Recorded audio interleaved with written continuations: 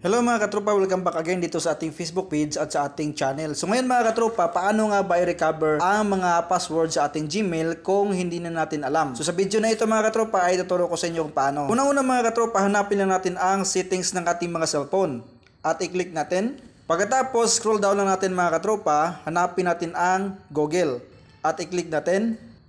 Pagkatapos mga katropa, kapag nandito na tayo sa ating Google account, so i-click mo itong arrow mga katropa kapag hindi mo makita dito ang Gmail na gusto mong i-recover ang password. So dito makikita mo lahat ang mga Gmail na nakalagin sa inyong cellphone.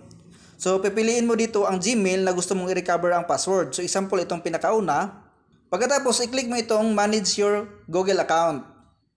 At dito mga katropa, scroll mo lang, hanapin mo lang itong security. Ito mga katropa, security, click mo lang. Tapos scroll down, hanapin lang ang password.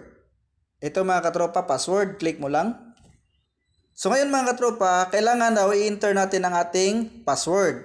Pero hindi natin alam ang password sa Gmail na ito.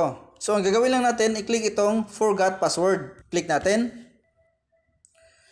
At ngayon mga katropa, nakalagay dito, use your fingerprint, face, or screen lock. So kailangan may lock screen ang inyong mga cellphone. Password, fingerprint, face lock, or screen lock. Basta may lock screen ang inyong mga cellphone. Kung walang lock screen ang inyong mga cellphone mga katropa, pwede kayong gumawa nasa settings ng inyong mga cellphone. So, lagyan nyo muna ng lock screen ang inyong mga cellphone para makapagpalit tayo ng password sa ating Gmail. So, kapag mayroon na mga katropa, i-click mo itong continue. At ngayon mga katropa, hinihingi ang fingerprint sa aking lock screen.